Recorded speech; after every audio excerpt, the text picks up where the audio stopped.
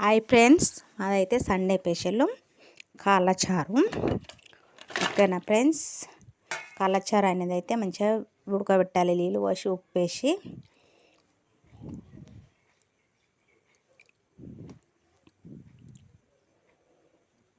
కూర రెడీ అయింది. నిమ్మకాయ, ఉల్లిగడ్డ,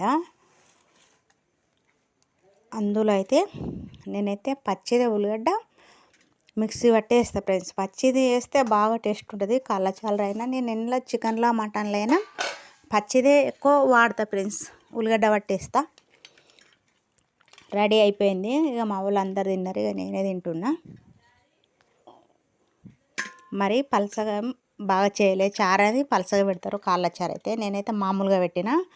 అందులో అయితే పచ్చి ఉల్లిగడ్డ మంచిగా దంచేసిన, లవంగాలు, మిరియాలు అయితే మంచిగా కొట్టేసుకోవాలి. వక్కలు చెక్కలే ఓన్లీ అవి అయితే. ఓకేనా ఫ్రెండ్స్, మరి మా కూర చూడండి టేస్ట్ ఎలా ఉందో చెప్పండి ఫ్రెండ్స్. బాగుందా బాగాలేదా? ఆరోగ్యానికి అయితే మస్తు మంచిది. ముఖాల నొప్పులకైతే చాలా మంచిది. మీరు కూడా ఇట్లా తెచ్చి పెట్టుకోండి. కాళ్ళచారు ముఖాల నొప్పులకు మస్తు పనిచేస్తుంది. ఆరోగ్యానికి అయితే మంచిది. ఇళ్ళకైతే రొట్టె చేసేసిన, గోధుమ రొట్టె.